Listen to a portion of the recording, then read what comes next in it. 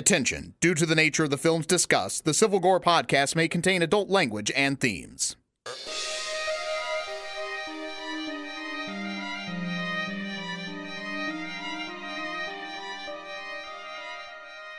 What's up, everybody? Welcome to episode 6 of the Civil Gore podcast. Yes, and in a joke, which I'll be running out of episodes soon enough. If it was Friday the 13th, it would be Civil Gore Lives. And if it was Halloween, it would be The Curse of Civil Gore. which may be more appropriate. So we have a very special guest with us for this episode, and that is my brother, Kevin. Hey, everybody. Yes. And we brought Kevin on because, as you'll find out a little bit later, he is the world's #1 Maximum Overdrive fan. True. and he's for all you new listeners out there, he is podcast royalty. If you haven't, and we'll let him plug some of his other appearances later in the show. He's been on many a podcast. So, all right. Well, we have a very packed show. This may end up being a 2-parter before all is said and done. But let's get started with our first chop. Okay. Yes, our first chop today. So I, on the recommendation of Tim, saw Burial Ground, which we discussed a little bit last week, which was an Italian zombie film that was actually, it's really kind of a messed up film. But as Tim said, the zombies were awesome in it. I mean, they were very basic, I guess, makeup effects, but it worked. I mean, like... it's almost like they're so crude, they're scary. Yes, crude. That was the word I took it. Yeah, I mean, literally maggots are coming out of their masks that they're on, and they're walking just really slow, and they all kind of are wearing the same type of a thing outfit, but it was good. It was really cool and effective. And yeah, that Peter Bark guy was creepy. I have that like mama when he kept saying, like, haunting my brain after seeing that movie. Yeah, he still looks creepy. He's still alive. Is he? Oh, yeah. He must be waiting for the sequel. I guess he might be waiting a while. Yeah, and then I finally got to see Get Out, which I don't know if Kevin saw, so I won't go into too many details, but just to say how much I absolutely loved the film. All the hype surrounding it, I thought I would be in for a letdown. I was not at all. I thought Jordan Peele did an absolutely fantastic job on that. So, Kevin, did you see it, by the way? I did not see good. it, but I understand that Jordan Peele is planning to roll out some more horror films. Yeah, I think Tim said, like, you were talking about that, right, Tim? You saw some of his stuff? Yeah, he said he's got at least 4 more lined up. Oh, nice. Yeah, so that's pretty cool. Maybe we'll be able to watch an up-and-coming horror director watch his career bloom right in front of our eyes. Yeah, and especially, we had mentioned in an earlier episode, it's nice to see the directors with comedy chops going into horror. We obviously see that this one worked, because this one had some great scares and gore in it, but also had some terrific comedy in that movie. So I also watched, one I was always looking forward to, is, as we mentioned before, we both are big anthology fans. So I saw one called Double X, or XX, I'm not sure how to say it, but what the neat thing about this one is, it was an anthology film with all female directors. They were Roxanne Benjamin, who did, I guess, a horror movie called Southbound.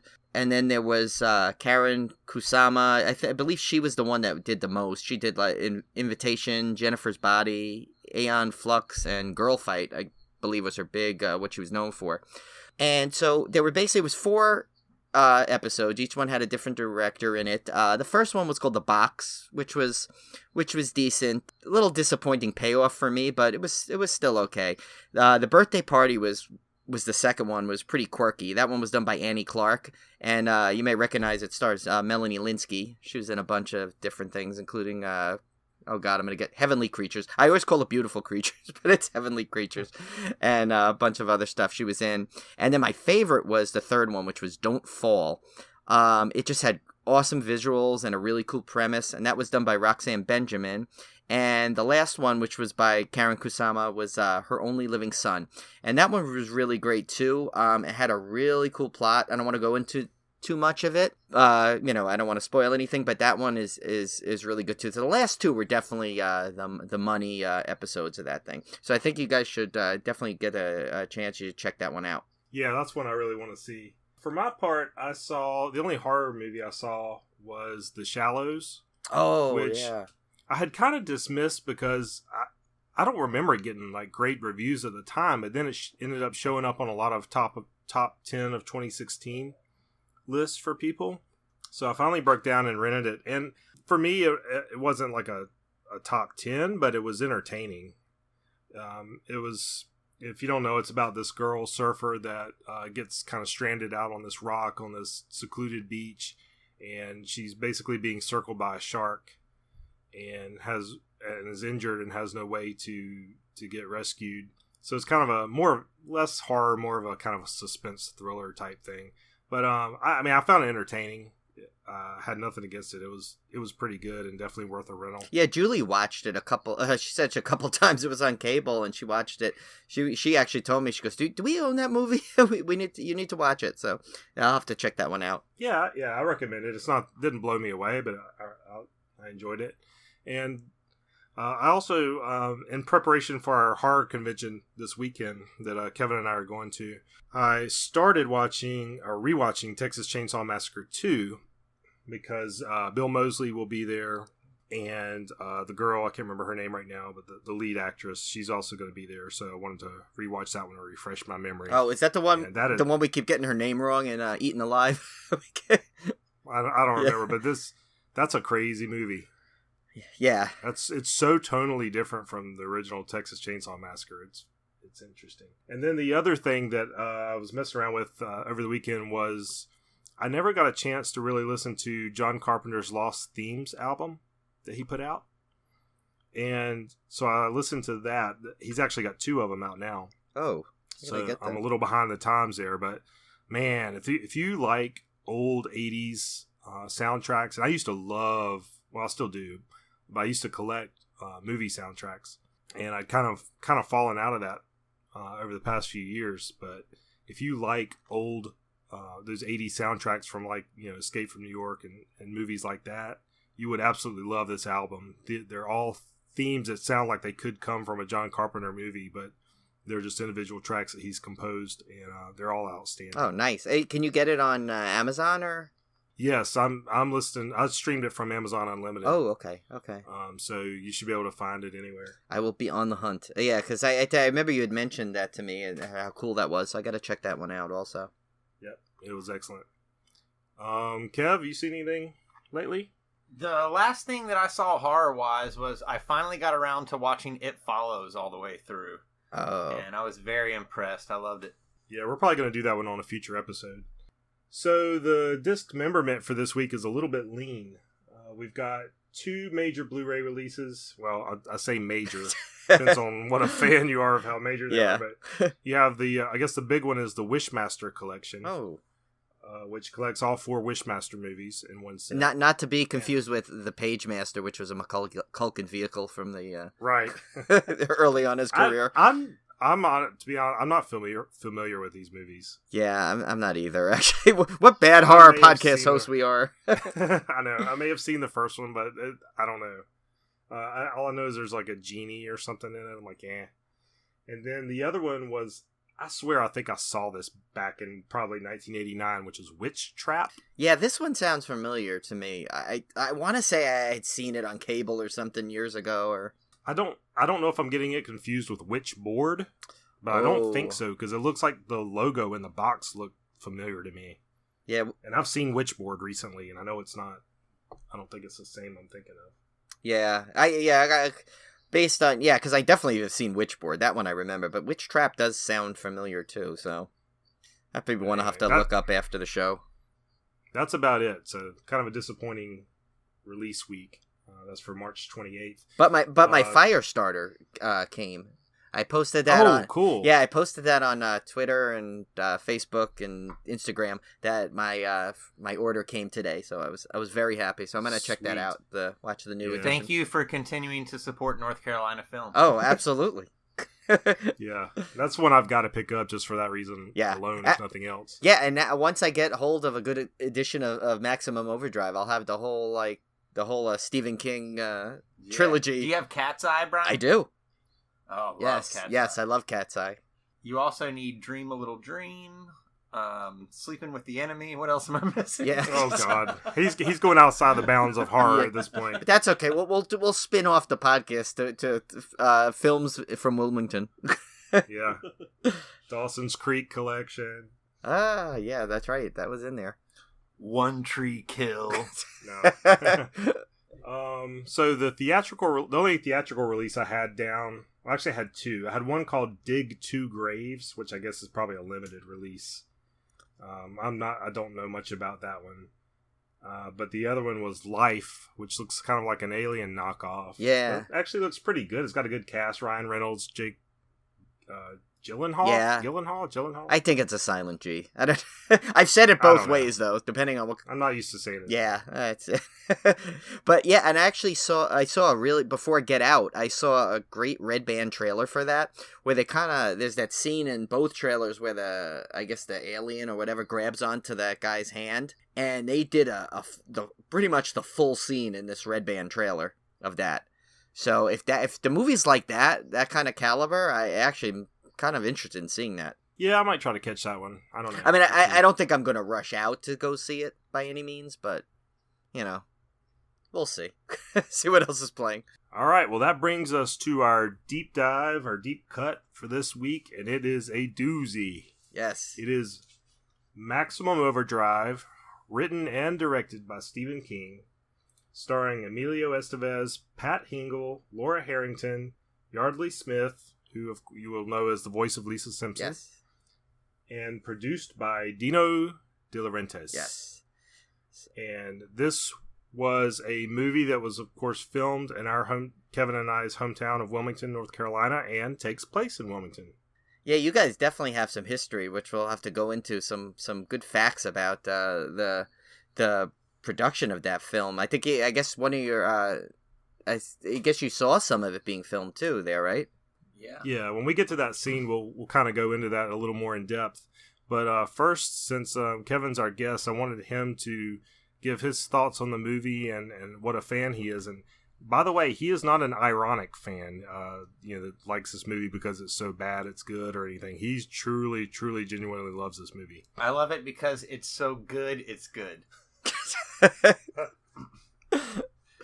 There are several reasons why I love Maximum Overdrive, and I was trying to jot down some notes so I could justify my love for this film. Number one, it was filmed in our hometown of Wilmington, North Carolina. It also takes place in Wilmington. Number two, AC/DC does the entire soundtrack. Not just the soundtrack, the score. Like, guitar solos are the score of this movie. Number three, Pat Hingle, who passed away about 8 years ago, very close to our hometown, sort of a Wilmington treasure. Yeah, I'm sorry. Love Pat Hingle. I didn't mean to laugh at that. My laugh came poorly timed as you were saying he died. It was, I was just laughing because he was a reason why you loved the movie. He's like number three, exactly, Pat Hingle, yeah. who I love too, by the way. He's so he was good, Commissioner Gordon. That's right. Yeah, I even had that jotted down. The Batman movies, which Tim's a big fan of, and of course Emilio Estevez. Yes. So, if those aren't 4 reasons enough to love this movie, then I don't know what are. Yes, those are 4 big ones, I'll tell you that. Yeah. So, for those who don't know, Maximum Overdrive is a movie about the Earth basically gets caught in the tail of a comet, and it makes machines become sentient and start attacking humans. More or less. That's basically the gist of it. Yeah, so what was the comet had a name like Rhea Perlman or something? Yeah, it's Rhea M. Oh, okay. Rhea M. Perlman. Oh, okay. They didn't give her last name in the movie, but we know it's Perlman. Yeah. Come on, we're not falling for that it's not supposed to be her. So as we open the film, we have this cheesy green lights around the Earth effect, which has not aged well. No, but we get the following flavor text, and it reads: On June 19th, 1987, at 9:47 a.m. Eastern Standard Time, the Earth passed into the extraordinarily diffuse tail of Rhea M. Perlman, a rogue comet. According to astronomical calculations, the planet would remain in the tail of the comet for the next 8 days, 5 hours, 29 minutes, and 23 seconds. That is a very punctual comet. It's a very accurate. Yeah, it came at exactly, it was due right around 9:45. It was 2 minutes late, but that's okay. And then, it had its whole agenda, and it knew when it was going to leave. And I like how the movie just says, basically wants you to believe that being in the tail of a comet would cause machines to come to life, and you just accept that. Yeah. But at least they gave an explanation. It wasn't like they just happened to come to life on their own. It was a comet. But the weird thing is that as the movie goes on, you clearly see that there's some sort of intelligent life behind this force that's communicating with humans and is purposely seeking out humans. And it's just like, it's a comet. Comets. Yeah, comets are full of all types of, aliens and this, and that, and the third. Yeah. There's a deeper reason behind the comet, but we don't want to get into that quite yet. Yeah, no, we'll get there. But I tell you, it was funny. I haven't seen it in a long time, and so I rewatched it again for this, and I kind of forgot that part of it where they go on to explain a little bit more, and I was like, oh, okay, that makes that kind of adds a nice twist to it. So yeah. So we open up with Stephen King usually has a cameo in all of his films, and he has a great one in this movie where we see a guy coming up to an ATM. This is the First Wilmington Bank. It's actually still there downtown. You can go see it to this day. I'm going to have to correct you, Tim. Uh-oh. Sadly, it's actually not. It isn't? Still there. Oh, no. That shows how much I go downtown. Yeah, it's not. It was recently, that bank recently closed and was torn down, and it's a parking lot and a partial something else, actually. Dang! Yeah. Okay, well, I'm wrong. Actually, I got a tear in my eye when I saw that ATM, but yeah. But, so the ATM is showing asshole across the screen. Now it's just a guy standing there, sitting in the parking lot, saying that to people as they go by, right? and Stephen King has a great line where he goes, "This machine just called me an asshole." I want that as my ringtone. It was a pretty great scene. And I will say, there's one thing I really love about this movie. There's this little subtle overtone of comedy going on. Like, it's not like straight pure horror. There's scenes like this that set a little bit of a tone of like, okay, we know this plot is a little preposterous, but just play along with it. Yeah, and that actually, when you go back to Stephen King's, I think that's my second favorite line. Actually, I'm sorry, that was my favorite line that he's ever said. My previous one was in Creepshow when he's like, meteor shit. When exactly. Oh, yeah. So he outdid himself. He went through a whole line this time. So the next scene is one that would basically scar me for years to come, and I don't know why, but it shows the bridge that they show in the beginning is the Isabel Holmes Bridge. It's one of two bridges leading out of Wilmington, and it is definitely still there. Major bridge, and it also appeared in Cat's Eye as well, so look for it there. Yeah, that was right when he was in the car. James Wood was in the car, right? Mm-hmm. And they first spotted him, I guess, the spies on the right. Was that the? I haven't seen Cat's Eye in a while, so I'm not quite sure, but I think it's definitely in there. Yeah, I think that's the part, because it looked familiar, and then I saw your notes when you said Cat's Eye. I'm like, oh yes, I think now I remember it. So yeah, so you have the two bridge operators are sitting there chilling, playing cards, and then the bridge starts to go up by itself. And for years after this movie, I had dreams of a bridge going up and me being trapped on it with the cars falling and everything. So, if nothing else, the movie scared me enough to put these scar me for life. Yeah, I would. From childhood. Yeah, I wasn't a bridge fan either growing up, and not that because of that movie. Just we used to, when I was a kid, I used to go. My mom used to take me to this. It was like this lake, a beach resort type of thing. And I guess she would bring my babysitter along when I was young to watch me, so she could, hang out with some of her friends that were there. And the babysitter was so phobic of bridges. Apparently, she kept. I don't remember this too clearly, but I can see why. Apparently, she used to keep an inflated raft in the car with us as we. Oh my god! Yeah, as we approached the bridge, as if that was going to do anything. Of course, And I'll tell you though, it was the Tappan Zee Bridge, and anyone from our area know that bridge actually did collapse. A portion of it collapsed at one point, not more recently than back then, but they're actually finally reconstructing the I think, the whole thing now. So she predicted it, like the Mothman prophecies? she might have. What would be creepy is I found out I don't remember much about the babysitter, but just imagine she was on it when it happened. That would be really creepy. But yeah, and I remembered the story incorrectly. I used to thought it was my mom, who's kind of phobic in her own way, so I assumed that was her, and she kept claiming, no, it was not her, it was the babysitter. So I'm sure all of that rubbed into my fear of going over the bridges at that point. So the bridge starts going up by itself, and trucks and cars just slide around. There's an awesome AC/DC van on this bridge. It's just a black van with the AC/DC logo. On the other side, it says free candy. Yeah. But there happens to be a truck with watermelons. Yeah. So that you can have the great watermelon smashing scene. Yeah, I expected Gallagher to come running out, and like... Yeah, so... This is your first inkling that something is definitely wrong here. The machines are revolting. Yeah, and I gotta say, what I liked is that it happened. The movie just starts right off the bat. There's not, other than the right after that title card of explaining what happens, it goes right into all the crazy stuff that's going on. Yep. So after this, we get our first look at the iconic Happy Toys truck, which has the big green goblin head on it. I mean, people that even aren't familiar with this movie probably kind of recognize this truck, I would say. Oh yeah. If you're any kind of horror fan. So Tim, do you remember where we saw this truck head after the filming of the movie around Halloween when we were kids? Oh, I do remember seeing it in Wilmington for years after this movie. But... So, not far from Wilmington is a historic location called Poplar Grove Plantation. And they used to have a Halloween event every year. They still have it in one form or the other, but they used to have a haunted barn.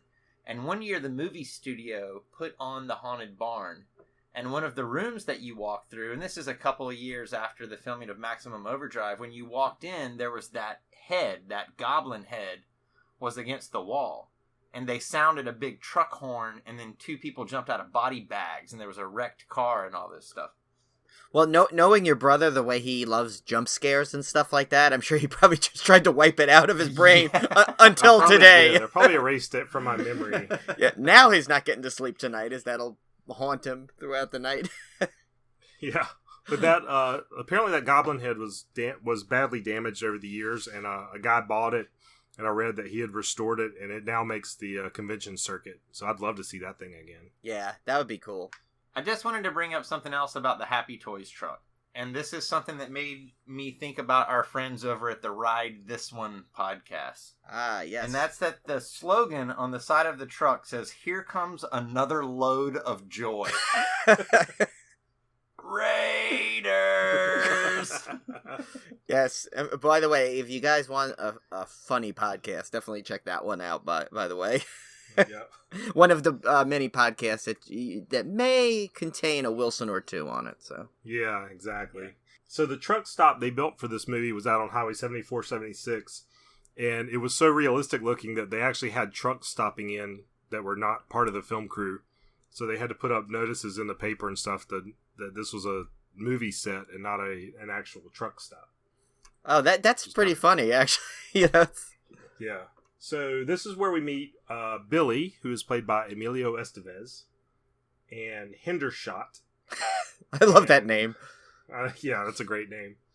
And I guess they're kind of just hanging out at this truck stop, and things start to kind of go a little bit haywire. The arcade starts coming to life, and the video games start going crazy. Yeah, how funny is that guy though? He just stares at the machine and just goes, "Yo, mama!" and screams at it. Yeah, but he's like stuffing quarters in his pockets, yeah, because the money's coming out. Yeah. He's got candy under his hat. Yeah. There's something under his hat that he's trying to sneak out with. Yeah, so he ends up getting, I guess, hypnotized by one of the arcade machines. And it actually electrocutes him, now, which is our first kill. I read somewhere that he survives in the director's cut, I guess. There's a director's cut? Yeah. Supposedly there is a director's cut of this film that... Take my money. Yeah. No, but let's see, wait, did I put it on here somewhere? It was basically where it was... Tim, you had mentioned one of the scenes when we were talking about this through the text, about the blood bag. So where he all the scenes he had to cut out. I just can't imagine Stephen King caring about this movie enough to actually put together a director's Well, cut. that's the thing. Apparently, people have been asking for it because basically it was just the original cut of this film. So when I say director's cut, I guess it's a loose term because it was basically his original cut. But they made him cut all those things. I'm gonna look this up actually and see if I can get the exact facts on this because there was a list of like 20 scenes I think that they cut out of this movie. I want to say that King has publicly stated that he was also on a lot of cocaine when they made this movie. Yes, he did. He went on quote. That's what he said. He said he was coked out of his mind doing this movie. Yeah. Oh, I guess this would be a good time to bring up the quote I found where a reporter asked Stephen King why he had not directed a movie since Maximum Overdrive, and his reply was, "Go watch Maximum Overdrive." He called it the worst adaptation of his work. And it was his adaptation, which was funny. That was the only one he did, right? Like, the first one he did. I believe so. Yeah, or was it the only one? Yeah. I'm trying to find now the article I read where it had the whole list of... you know what? I think I know where it is. But yeah, so it was... so apparently a lot was cut to where the guy in the arcade, I guess he survives towards the end of the film actually, and he gets involved somewhere with that guy with that perverted Bible salesman dude that's in the ditch later on. Yeah. So which we'll get to him because he was hilarious, that guy. But I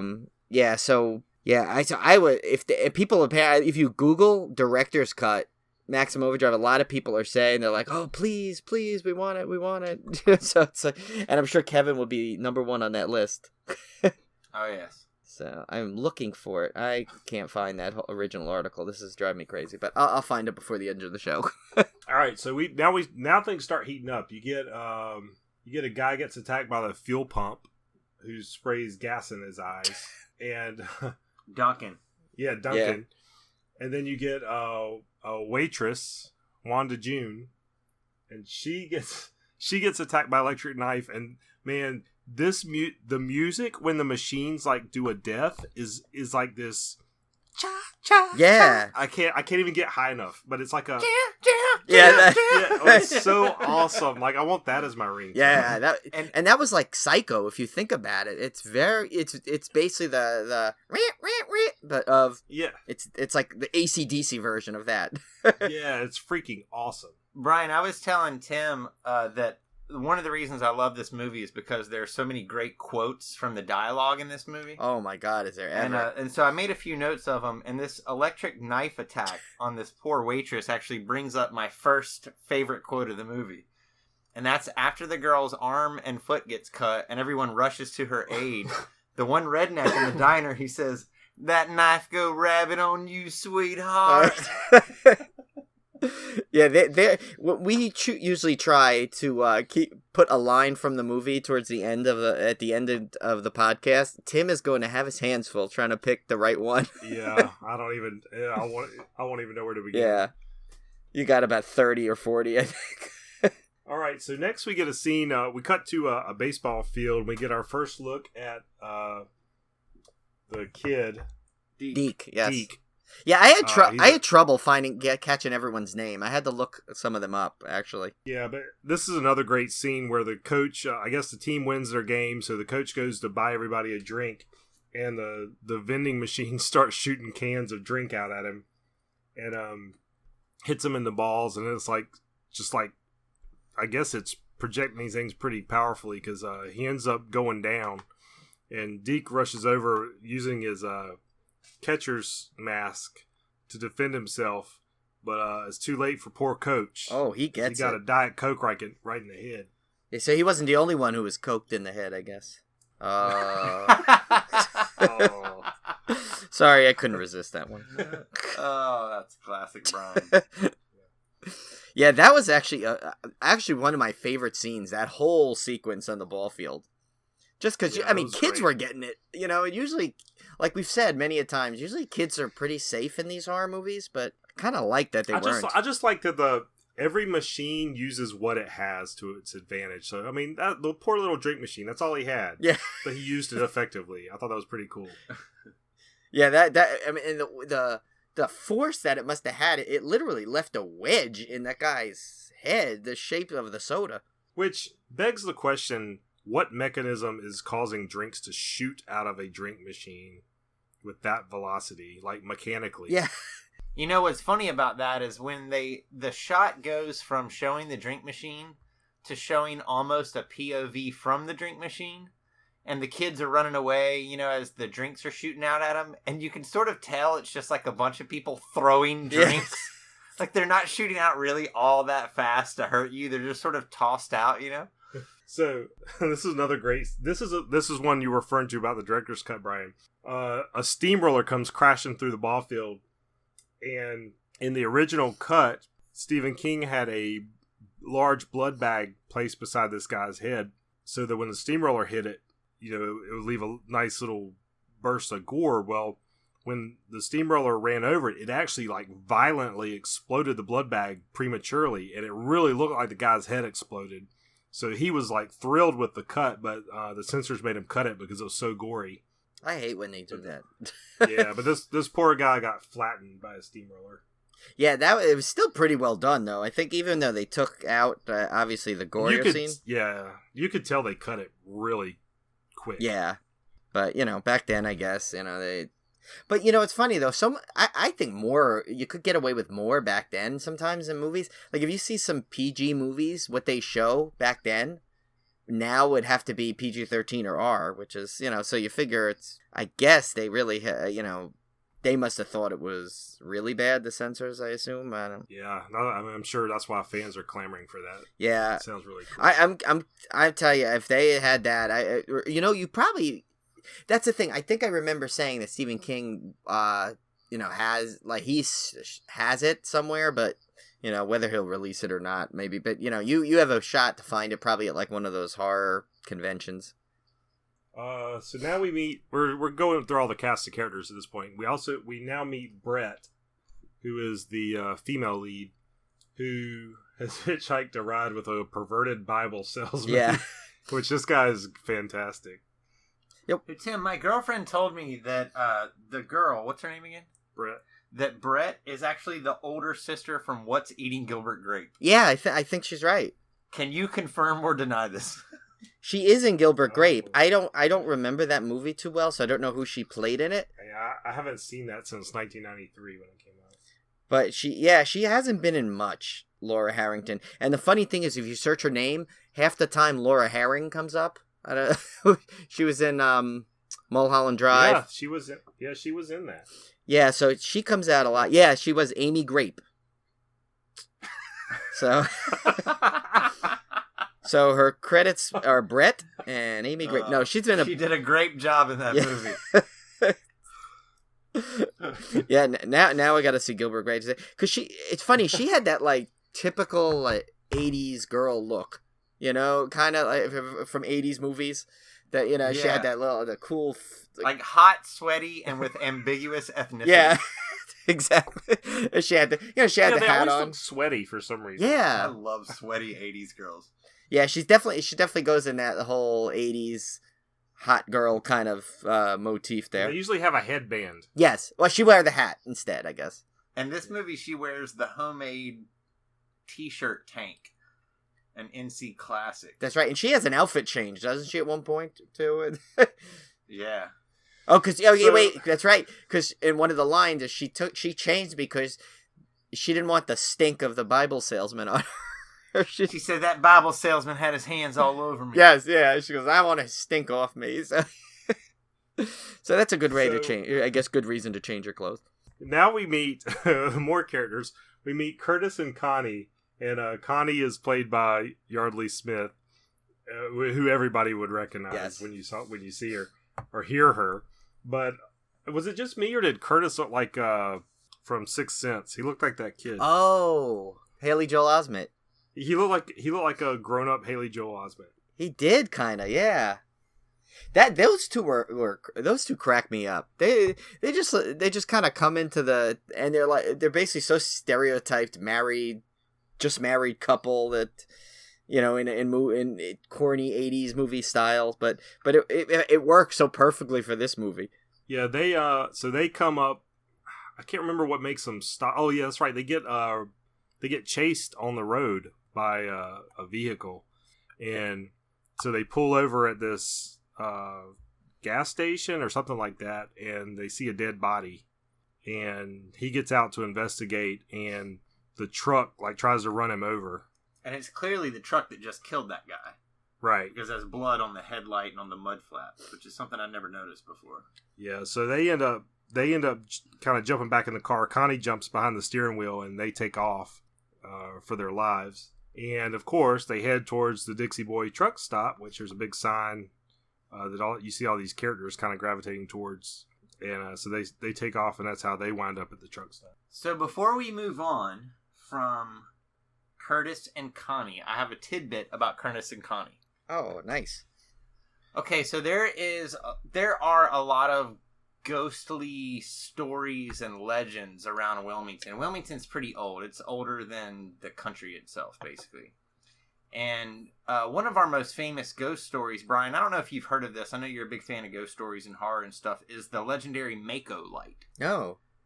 So the Maiko Light, the legend of the Maiko Light is that there was a train and there was a guy who was riding on the caboose, and their train stalled, and his job was to make sure that the train behind them saw the caboose or something. But anyway, the story goes that he was waving his lantern on his broken down train from the caboose when another train was coming down the tracks, and it hit him and beheaded this guy. And so back in the 70s and 80s, probably more so in the 70s, I guess, right, Tim? Mm-hmm. People would go out to this certain length of railroad tracks out in Maiko, North Carolina, and see this light that would swing back and forth and come closer to you down the railroad tracks. And apparently there were a lot of sightings, like years and years of people that have seen it. Our parents, Tim and I's mom and dad, have both seen it. Everyone in town is basically over the age of 50, generally has some sort of story about it.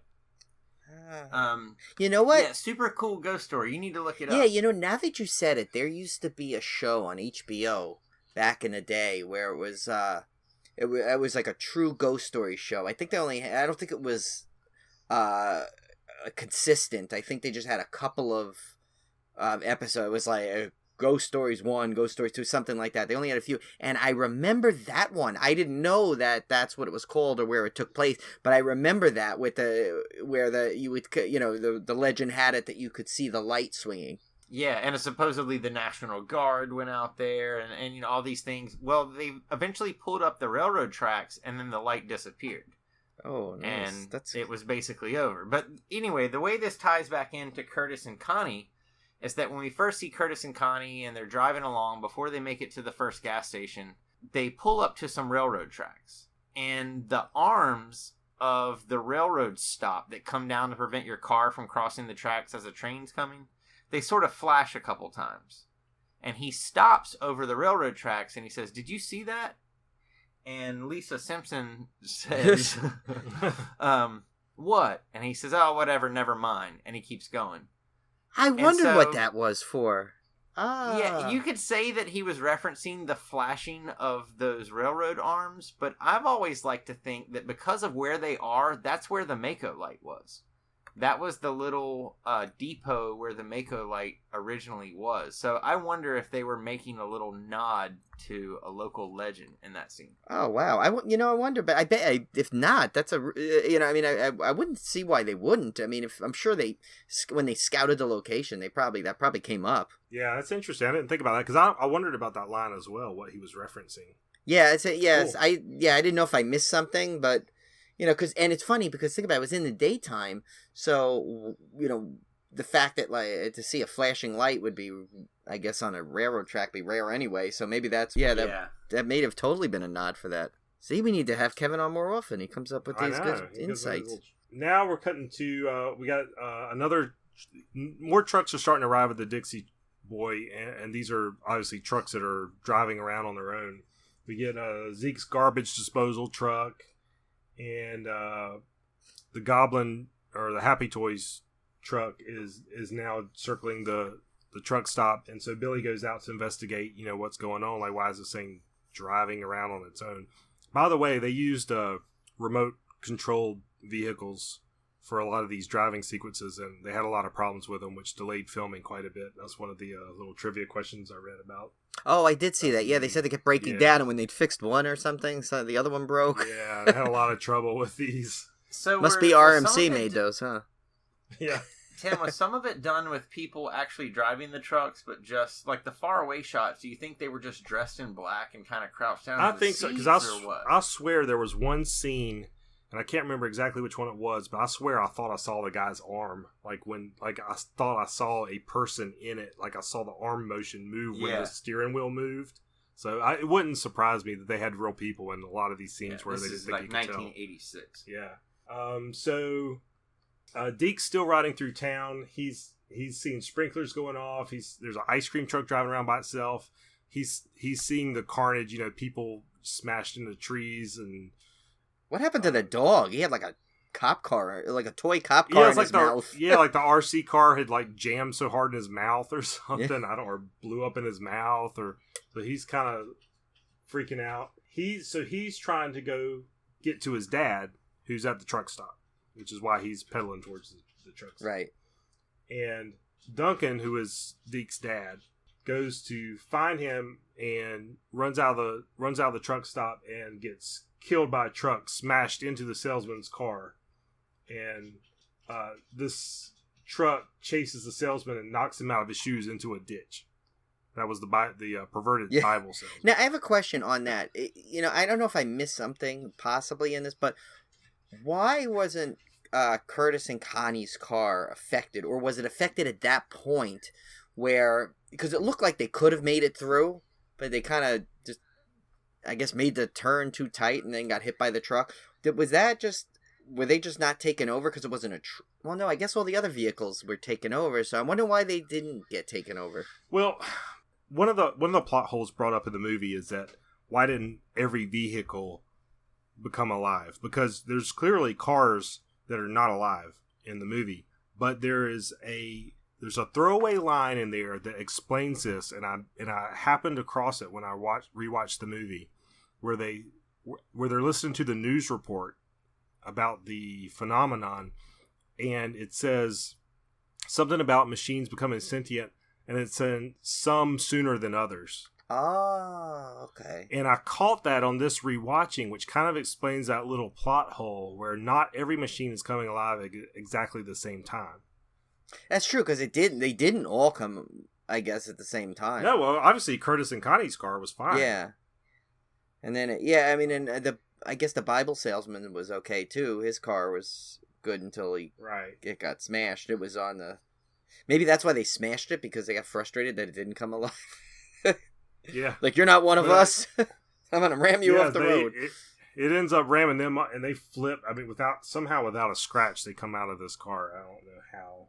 And I think it's during the sequence they saw one of the goofs. You could see the roll cage in the car. Yeah, they did. Yeah, apparently, yeah. And Connie and Curtis. I want to keep saying Connie and Carla because Julie watches that movie every once in a while on cable. Yeah. It's Connie and Curtis. Now, this next shot, this was when, so Brett and Billy, in Brian's notes, have a tender moment. Yeah. But there's this great, they weren't making it they were going to make it. What was like the last time? So... Jeff Tucker from one of my favorite podcasts, 91 Reasons. Yes. He mentioned in one of his shows one time about like whenever they say the name of the movie in the movie as part of the dialogue, you have to give them a slow clap. You have to give them a slow clap. And so this is where Brett, in one of the like cheesiest lines of the movie, she goes something like, "Until all these machines went into maximum overdrive."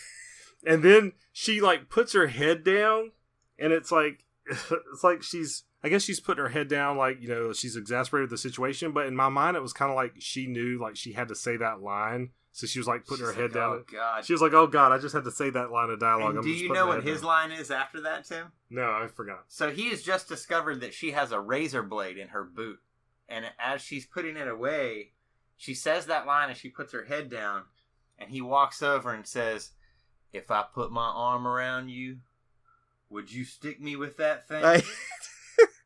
And she says, "You don't stick with a razor blade. You just kind of..." And at which point today, when I was watching this movie again, Amanda said, "Are you kidding me right?" This is my girlfriend. She said, "Are you kidding me right now? This is seriously the worst movie I've ever seen in my life." Yeah, and by the way, you'll have to plug your other podcast later that you do with Amanda, for sure. because that is brilliant. I'm all caught up. I'm waiting for the next one, but we'll go into that later. But there's Kevin is part and Amanda are part of a brilliant podcast, which we'll go into a little bit. Yeah. So Pat Hendershot comes out. He's like the I guess he's the owner of this truck stop. Yeah, and was it me or I didn't realize he was, I guess, talking in the third person the whole time because he kept calling Billy Bubba, but his name is Bubba Hendershot, isn't he? His license plate says Bubba. Yeah.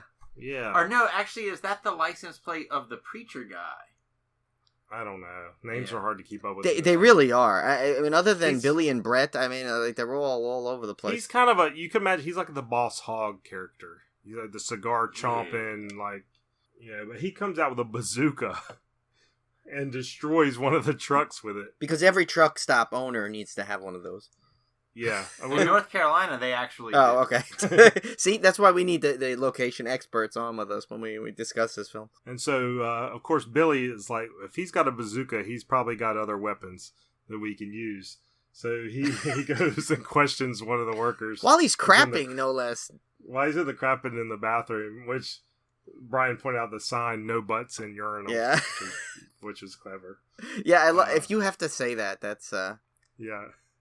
But so Billy kind of pressures this guy into finding out that Hendershot does have an arsenal of weaponry they can maybe use to get out of here alive. Now, do you think some strange, twisted, one of those things where you can combine two movie universes, that's the same bunker from Terminator 3 that Arnold Schwarzenegger put all his weapons in? Maybe. I'd like to think so. Yeah. You just write the fan fiction. I think I will, yeah. So let's see. Deke finally makes it to the truck stop and finds out his dad's dead. What was it Hendershot said to him? It was like some very callous thing. Oh, wait a second. Hendershot says to him, he says, "Is my dad, is he alive? Tell me," or something like that. And Hendershot says, "One of them big boys out there done run him over," or like something to that effect, and that's what makes Amy Grape or whatever smack the shit out of Pat Hingle. Yeah. She said, "You need to learn some manners." I think that may have been the first time that sentence ever been uttered. Amy Grape slapped the hell out of Pat Hingle.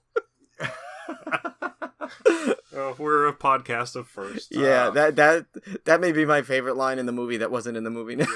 Yeah. So Billy and Brett get it on, of course. Yes, they're making it as they're making it. As what was the movie with that? Now I already forgot. What was the? Oh, that was Night Warning. Night Warning. Yes, you're making it. Yeah, they're making whoopee. Making whoopee. Yeah. And so Brett figures out that this is the comet maybe doing all this, which I'm surprised that this comet, they had it down to the second. Nobody is even thinking about this comet's going to be in the Earth's atmosphere. Oh, they just now figure it out. But anyway, so she figures they just need to stay alive for a week, and then they'll be out of the comet's tail, and everything will be fine. And Billy mentions sailing to Haven, which is an island where no motor vehicles are allowed. Which how convenient! It doesn't take care of the killer toasters or anything. Yeah, right. But, at least they don't have any cars to worry about. Right, and this is a man that saw a electric knife come alive right in front of him. So. Right. And Haven, for you sci-fi fans, is a sci-fi original series, I believe. I have not watched it, but it has a lot of Stephen King references to it. Oh, cool. And it has, that's why it's called Haven, because of this movie. Yeah. Only a true Stephen King head would know that. Yeah. That's Tim for you. And Brian had a great Hendershot line here, which was, "Oh, goddamn world's going tits up."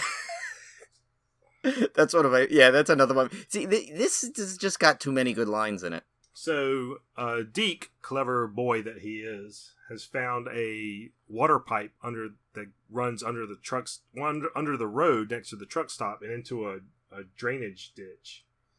And they figure they can crawl through that to get out. So, the hapless salesman, pervert, Bible salesman guy, happens to be still alive which he finds out in one of the movie's few jump scares. Yeah. Which I noticed. Yeah. Just they had to throw one of those in, I guess. Yeah, because it actually got me, which is really sad.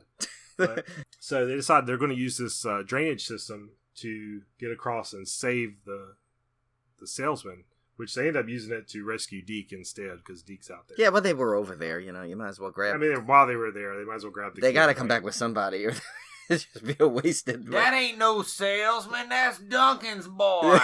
When they come back. Yeah. So the next morning, things start to escalate because the machines are getting a little frustrated, right? So some construction vehicles arrive and they start crashing into things.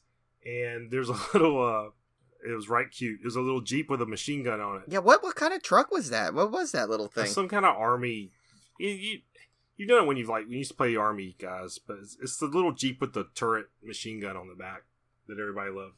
It's shooting up the place, and of course that ups the ante because now they can't really hide in the diner because they have a machine gun pointed at them. And the gun growled at one point. Did you catch that?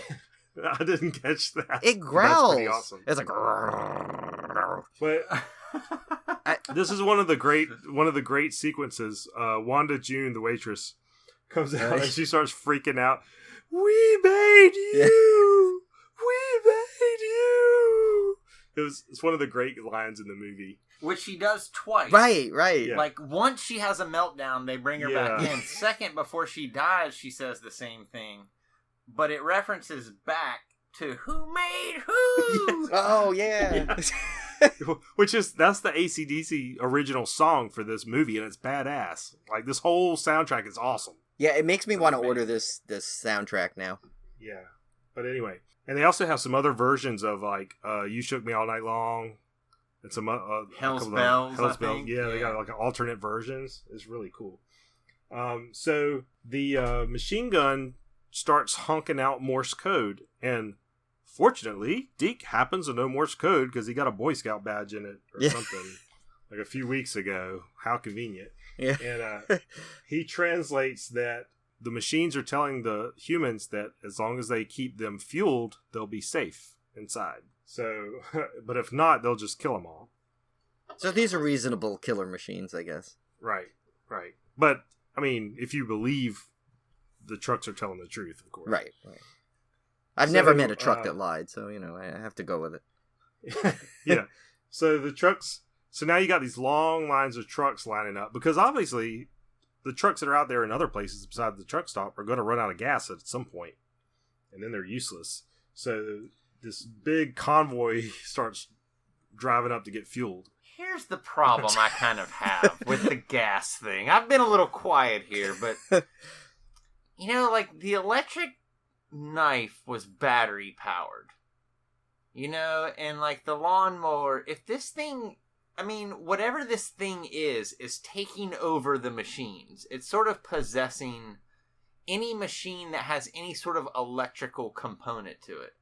So why couldn't they just override the whole gas thing? Is it because just the physics of an engine cannot run without fuel? You know what I mean? It's just kind of weird, like, oh, you need gas? Yeah, I that's what I was wondering too. I think that, it's got to be that, because, why would it need gas? Because it's not like, everything else came alive just on its own. Yeah. But then you think maybe if the comet alien UFO thing forced it to do its job without gas, maybe it would hurt the machine. Maybe I'm reading way too much into a very crappy movie. Maybe the aliens don't understand gas. Right. Well, they did say it, if you remember, it said feed me. So they took it at that point. It's very archaic. Suddenly see more. I know that it would have been better if it just went feed me, but instead, but instead, he said, he goes. I think he said, they want to be fed. So, and they surmised that it was okay. We're gonna put gas in there. So, maybe you're right. Maybe the aliens just knew that it needed gas and not realized that maybe they could have controlled it without it. I guess, or I don't know. We may have already spent more time on that. It's we probably spent way too much time on that. Yeah, I digress. So anyway, Billy good soldier that he is, he does start fueling the pumps up, trying to buy them some time, or fueling the trucks up, and to buy them some time. But he's just like wiped out. He's been pumping fuel all day long, and they finally come up with a plan to get out through that sewage pipe again. So Billy creates a diversion, and he blows up that machine gun Jeep with a grenade, and the truck, that really pisses all the trucks off. So they start attacking the truck stop, trying to just destroy it, and while everybody runs down through the sewer pipe to get out and head for the marina. So this now takes us to the last 10 minutes of the movie, which is where Kevin and I come in, because we actually saw the scene where they run behind a diner, and the diner I'm referring to is the one where Deke blows up or machine guns the drive-through window. Now, this diner was owned by my grandfather. Oh, really? And it was a restaurant called Burger Lean. Which we ate at often as kids. Yeah, so this little restaurant it was just a few miles from where I live now, and it's actually still there. You can still see it. It looks different now. It's painted yellow now, and it's called French's. But and it's about the size of a 2-car garage, maybe. Yeah, so my grandfather built this little restaurant and ran it for I don't know how many years, but they used it for the filming. They put if you look in the movie, it has like a big diner.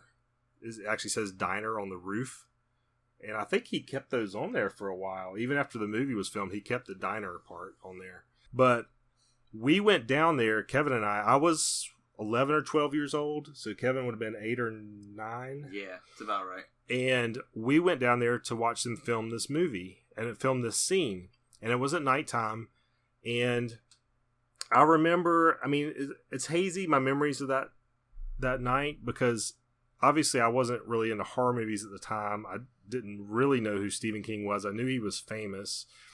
I did see him. He was in the director's thing behind the camera. So I do remember seeing him. I don't think we ever met him. No, we did meet the kid that plays Deke, Holder Graham. We started talking to a woman who was out there sort of just rubbernecking the whole thing too. And it was Holder Graham's mom. And we actually talked to her for a little bit, and she was pretty nice. And I remember watching them shoot the scene where they all run over to the diner with the guns around their necks, like again and again and again. That's about the only thing that we saw them shooting. Yeah, and I remember we ate there with, I remember we were eating inside the restaurant with the rest of the cast. Like Emilio Estevez and the kid and everybody was in there eating all at the same time, and we were in there eating with them. But that's cool. It was really cool. I don't remember meeting anybody because I was so young, and again, at the time, I didn't know who any of these people were. We had no idea we were dining with royalty. Yeah. No, they don't know that they were dining with royalty. Yeah, or that we Let's would get be doing this straight. or that we would be doing a podcast about them 30 years later. But yeah, now I have a question to you guys. So how come there were no Wilson Brothers cameo in that movie? I don't know. We just weren't famous then. If only they knew. If only they knew. Yeah. But it was really neat. It's the first time I've ever been that close to a movie set and watched, something like that happen. And it's amazing that in the film, it only takes, probably a minute of screen time. But we were there all night, just about, or it seemed like all night, watching them film this thing. And actually, if you look at the drive-through speaker when Deke shoots it, it actually says Burger Lean on it. So they kept the name of his restaurant. Oh, cool. There. So that's pretty neat.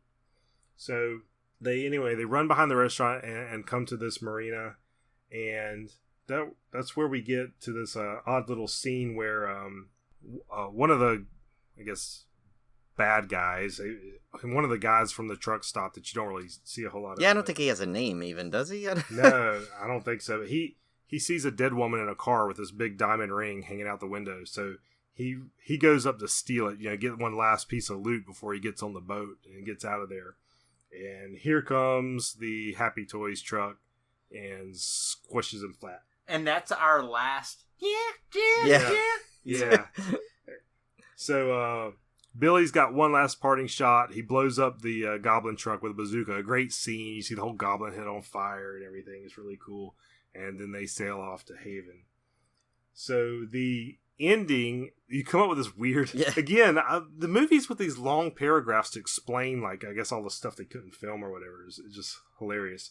But this one's particularly crazy. Yeah. So it says, you get this text on the screen. It says, 2 days after... a large UFO was destroyed in space by a Russian, quote, weather satellite, unquote, which happened to be equipped with a laser cannon and Class 4 nuclear missiles. Approximately 6 days later, the Earth passed beyond the tail of Rhea M, exactly as predicted. Yeah, that's not... That was definitely when everything... U.S. was knocking Russia and vice versa, I guess. Yeah, I just think it was... Oh, by the way... Now, to be fair... They give you a little hint to this earlier in the film. I think it's Billy starts thinking about... He kind of makes reference to this insane theory he has that maybe an alien race could be responsible for this. Oh, right, like, right. He calls it the broom or something, right? The broom. As a means. Oh my god. So let's talk about the broom thing for a minute. So this is a weird scene between Mrs. Grape and Emilio, right? That just sounds like a great reality show. Mrs. Grape and Emilio. Yeah, this is when he's super exhausted and he comes back from pumping gas and he comes inside and she keeps dabbing his head with this red piece of t-shirt.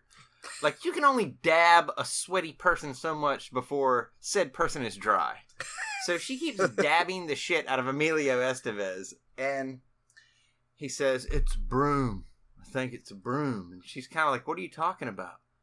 And he says, "Just imagine if you were an alien race looking for a new home and you found this planet and it was like a house except that it was dusty and dirty inside. So you brought in your own housekeeping service and then you just swept us all away. It's a broom." Like, Amanda said, if this is not the worst writing I've ever seen in any film, then I don't know what it is. It's a broom, man. It's a broom, man. It's called man. A broom. Yeah, and what kind of what alien technology should we really be afraid of them if that's the best they can come up with? Is just turning the trucks, you know? It's like, I'd say let them have it because I think we can pretty much figure out their weakness. Don't give them gas. And I mean, yeah. So it's definitely not the Independence Day aliens. I'll tell you that. Let's go through Brian's top 10 weird facts. Some of these we've already hit. Yeah, we definitely hit some of these. Number 1, Stephen King wanted Bruce Springsteen to play the role of Billy. Now just reading that, right? Just picture Bruce Springsteen doing some of those lines that he has, you know? It's like, if I put my arm around you. Well, and I go back to, like, remember the version he did of Santa Claus is coming to town, and, you know, he's like, "Hey, Clarence, you know? Just imagine, it's a broom, you see that broom? Yeah. You know? I almost want to take a really good Bruce Springsteen impersonator, because I know I don't have it, but and just re-record, overdub every line that he has with that. That'd be awesome. I would pay $100 for that film. Okay, so all you listeners out there, you got any good Bruce Springsteen impersonator? Yeah, make sure you tweet us or find us on Facebook. We have a task for you. So number 2, Stephen King wanted AC/DC to do the soundtrack, which they did. They agreed to do. Yeah, he got his way. Yeah, and Who Made Who was the official soundtrack for the movie. Yeah, now did you see? I saw a little point on that. I saw apparently AC/DC didn't want to do it originally, but Stephen King apparently sang. I forgot one of the songs. I think "Dirty Deeds" for them. And they said, "Wow, this guy's a true fan." So they agreed after that. They agreed to do it dirt cheap. Yes, but the whole time they kept a tip of her lip, you know. So you know. Here we go. God. For those about to pun, we salute you. Yeah. Yes. All right, so number 3, Happy Toys truck was modeled after the Green Goblin, which that's pretty self-evident. I don't know why was that a weird fact? I want to know. I don't know. We already mentioned it's a frequent visitor to horror conventions and festivals. Number 5, the original trailer used the Halloween 3 soundtrack, which I confirmed. Cool. I watched it after seeing that, and they are right. It is the Halloween 3 soundtrack to the trailer. Yeah, which, I mean, that's pretty common. Yeah, but did you see that trailer? It's done in the old style where Stephen King comes on and basically tells you he's going to scare the hell out of you. Yeah, I'm going to scare the hell out of you. Yeah. That's a famous trailer. Yeah, I like that. Speaking of Stephen King, he was also the harshest critic of this film, as we said before.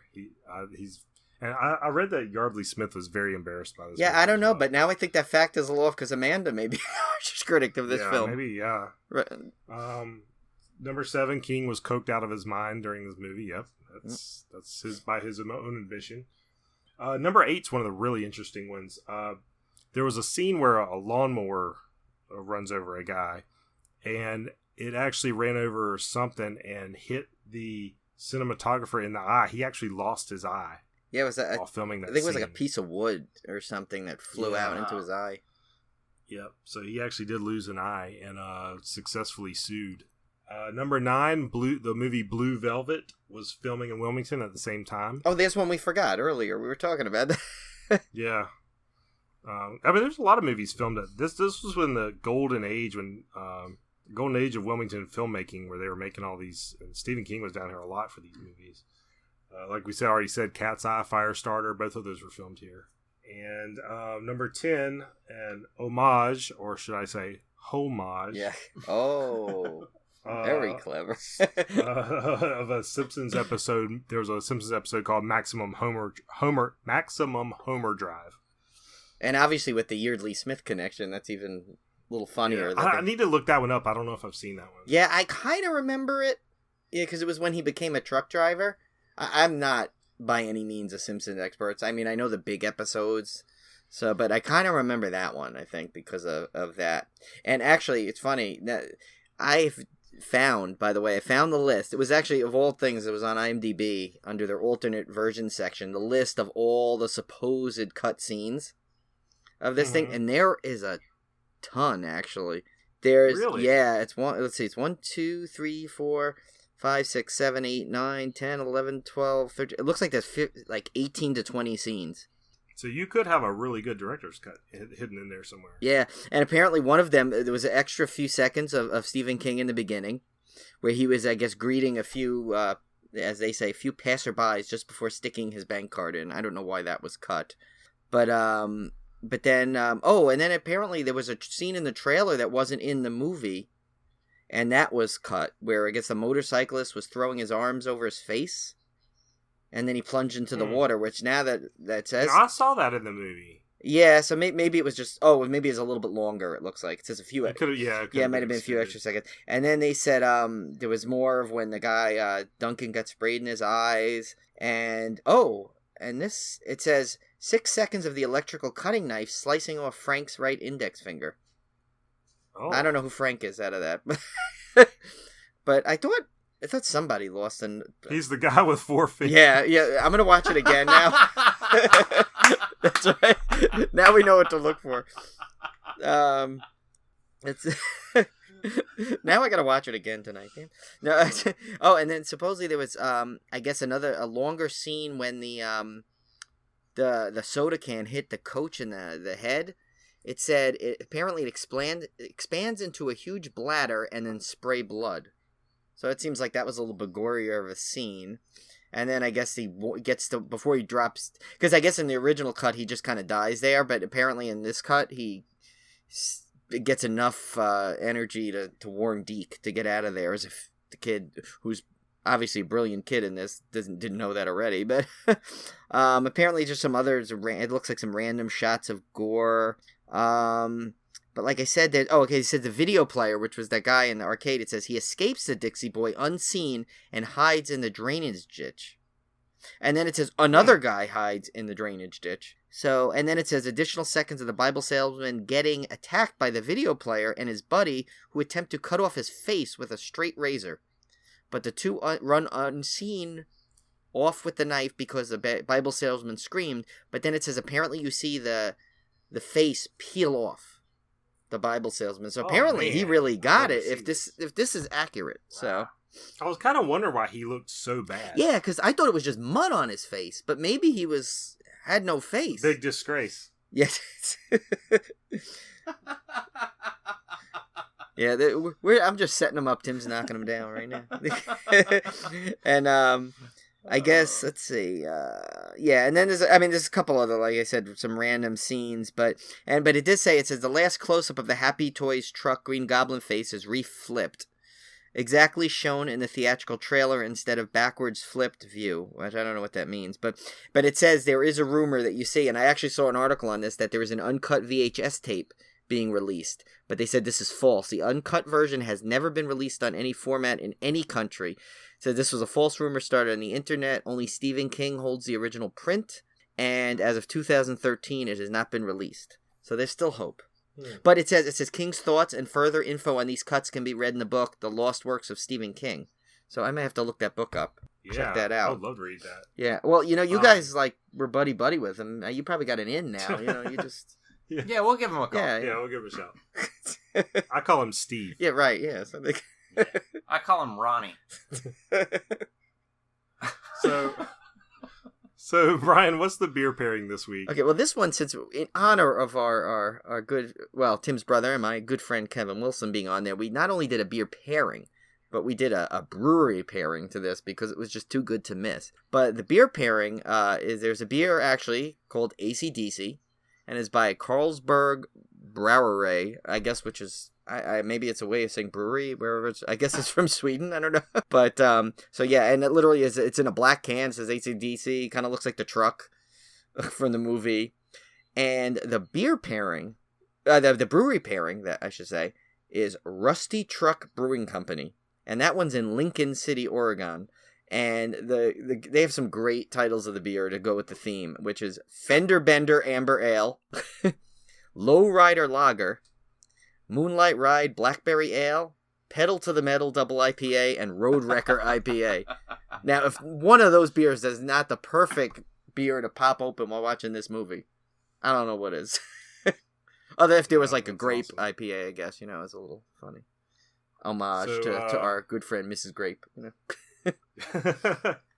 What about our trivia question, Kev? You had one? Yeah, for the trivia question, I had, what is the name of the ice cream truck? What is the name of the company spelled out in a specific way on the side of the ice cream truck? It's shown in multiple shots. Oh, and I don't even know this. I just watched it. Yeah, same here. So that I watched it, and I looked for stuff like that, because I remember it was Happy Toys on the Goblin truck, and the Dixie Boy, all those iconic name things that you remember in there. But that's a good one. See, we got to tell you, got to have Kev on more often. Yeah. So, Kev, do you have any more give us your final thoughts or any other things we missed? Okay, so adult language can be used on this podcast, correct? Yeah, yes. That's correct. Okay, so I wanted to go through just a few of my favorite quotes from this movie. One is when one of the guy that was originally driving one of the trucks, it might even be the guy that originally pulled up in the Goblin truck. It takes off without him. It's the first time they see trucks driving with no one in it. And someone says, "That's your rig, right?" And he says, "Yeah." And they say, "Well, then who was driving it?" And the truck driver holds up the keys and he says, "I don't know, but he must have been some kind of hot wire champion." Which I love. All right, and then here's another one, is that Duncan, who has been sprayed in the face with diesel, wants to leave to find his boy Deke. And his boss, Pat Hingle, says, "You leave without punching out, you ain't never going to have to worry about punching out again." And Duncan's response is, "You leave me alone, you fat fuck." To think that someone had that in a script and had to memorize it. Okay, and then my final quote of the movie is Emilio to Pat Hingle. He says, "And you, sir, are one of the biggest fuckheads I've ever met in my life."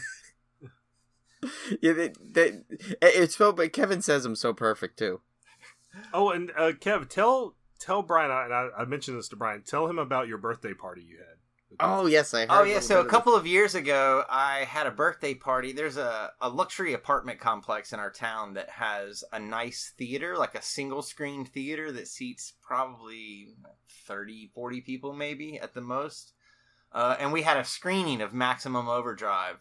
And also my second favorite 80s movie, Whitewater Summer. And we did trivia, and I gave a drunken curtain speech to it. And it was fantastic. Yeah, it was really awesome. Like, it was the first time I had seen the movie in quite some time, and we got to actually watch it on a big screen, which is really cool. Oh, that's cool. Maybe we'll have to. Oh, you know what? If hopefully, well, Kevin, you have a copy of it, right? I do, and my copy is not a very official-looking copy. It's kind of like one of those gas station copies with, some distribution company paid for the rights and re-released it.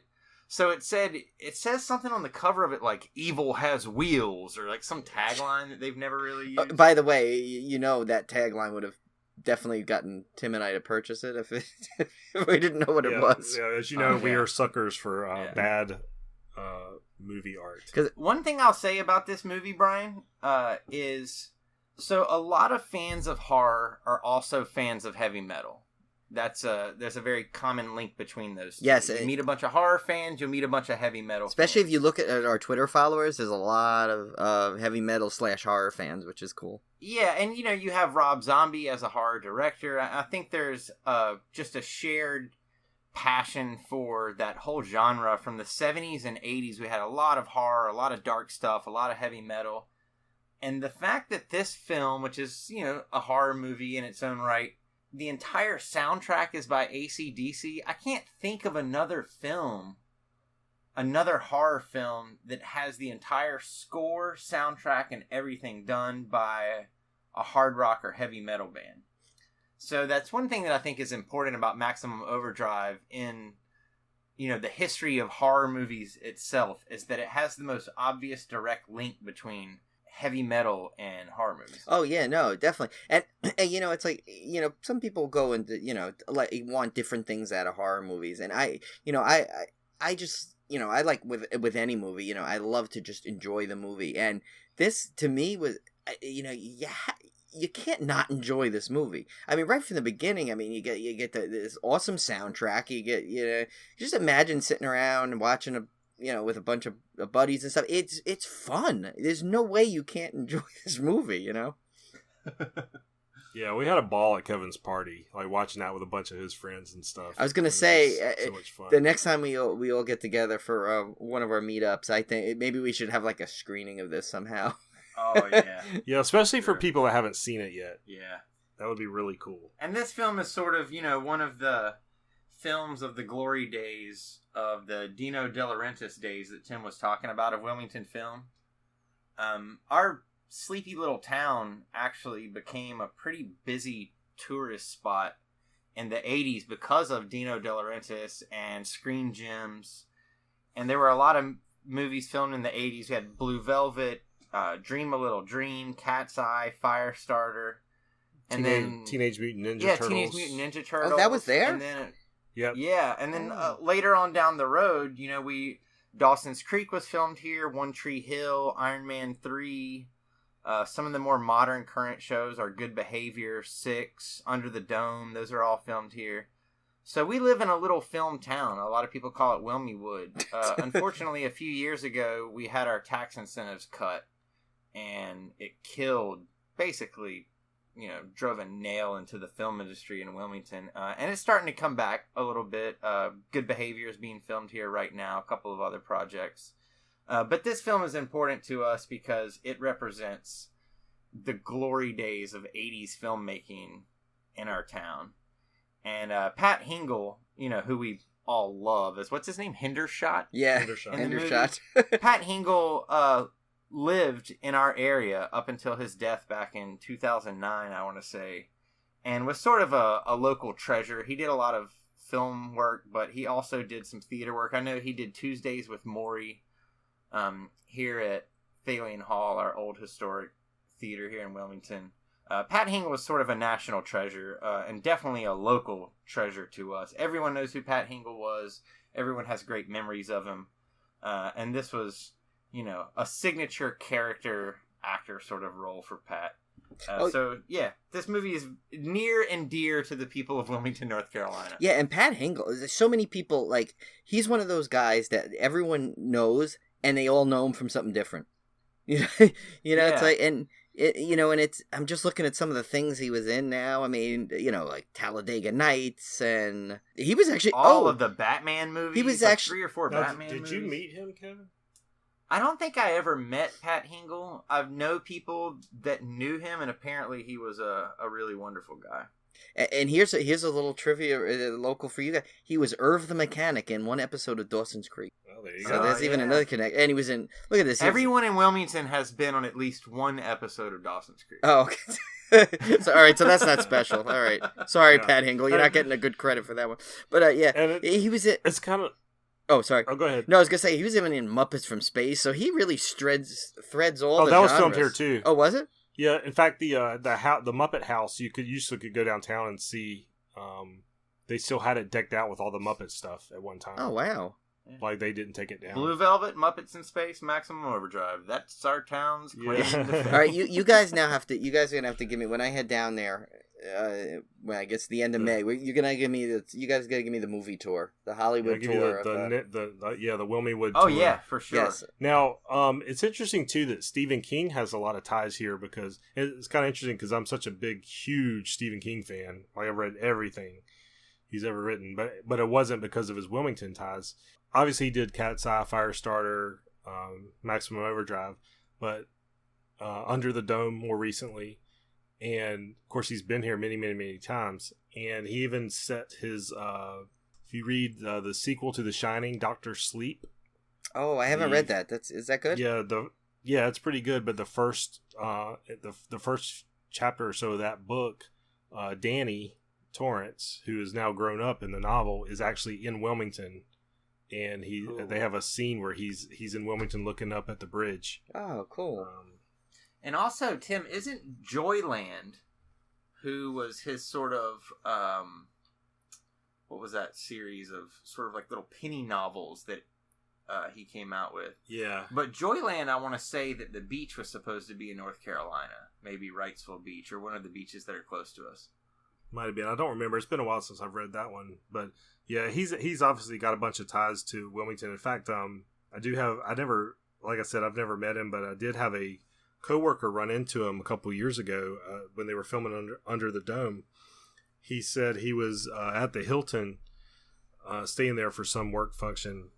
My coworker, that is, and he said he gets in the elevator, and Stephen King got in the elevator with him, and he kind of looks over at him and goes, "Are you Stephen King?" And so Stephen King said, "Yep, that's me." And kind of they made some small talk. And he said he was down there, at the Continental Breakfast Bar with everybody else with his jeans and his tennis shoes on, just a regular guy, and seemed really laid back and really nice guy. So that was his little brush with Mr. King. That's cool. Yeah, he seems like someone that'd be just kind of fun to talk to. Yeah, I don't think he's very celebrity. He's kind of more laid back, everyday guy. Yeah, and he doesn't really do much of any of the tours of the horror cons or anything, as far as I know. I never seem to see him at those on the list. He seems to live the true writer life. Yeah. They say there's not a lonelier profession than a writer, and so I think he spends a lot of time at the house. Take it to the house. Yeah. So actually, speaking of that, I think we should, especially since it's been great to have Kevin on the show. He did. I think we definitely give him a few minutes here to plug his one of his other podcasts, which he's featured on. Yeah, so there is a podcast, pop culture podcast, created by my good friend Nick Smith, who is the host. It can be found on Stitcher. It's called You're Gonna Need a Bigger Podcast. And it's about movies, television, pop culture. And myself and my girlfriend Amanda are on 4 episodes, and they are the Star Wars Virgins episodes. So we are 2 grown people who have never seen Star Wars. So We start with episode 4, go to episode 5, go through the prequels, back to 6, and then to Force Awakens, and eventually number 8, I guess. Yeah. Which will come out this year. Yeah, and I'm not sure if we're going to do an episode on Rogue One or not. But you're going to need a bigger podcast on Stitcher, the Star Wars Virgins episode. I've also done some writing and contributing to the Ride This One podcast, our good friends over at the All Adult Theme Park podcast. And now I can add Civil Gore to my resume. Yes, there you go. Oh, and don't forget the original theme park podcast. Coaster Radio. Yes. Ding. Yeah, we don't have a ding sound effect. Our budget's not there Yeah. yet. So, Well, we actually do, but I always forget to edit it. Yeah. Okay, so which I'll probably do this time. So it's pure laziness. Tim and on I are Tim's part. actually really good friends with Mr. Randy Ray Rayford from the Coaster Radio podcast. Yes, yeah, that guy is pretty hilarious. I think he's from your guys' area, right? Somewhere around. Yeah, he's from around here. Yeah. Yeah. Hope maybe who knows? Maybe we'll see him at Carowinds at some point. We might see him this weekend. We're going up to Carowinds opening weekend. So. Oh yeah. If you see him, see if you can get an audio clip for our show or something. Yeah, we should mention, Brian, before we sign off, that Tim and I will be attending the Mad Monster Party Horror Convention in Rock Hill, South Carolina this weekend. Oh, nice. Yeah, well, actually, by the time by the time this episode drops, we'll probably have already been, and we'll definitely get you some coverage on that on a future episode. Oh, cool. Yeah, and I'm sure if you guys pay attention to our Instagram and Twitter, I'm sure Tim will be sharing a bunch of his finds there. Yeah, nice segue, Brian. There you go. So you can you can find us on Facebook at facebook.com/Civil Gore Podcast.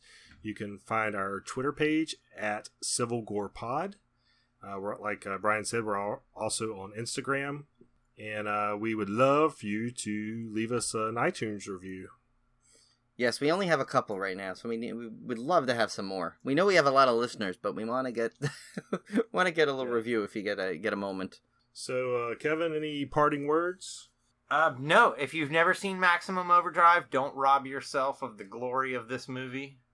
You can check me out on Twitter at KevWillNC, where I will be tweeting incoherent things about various things.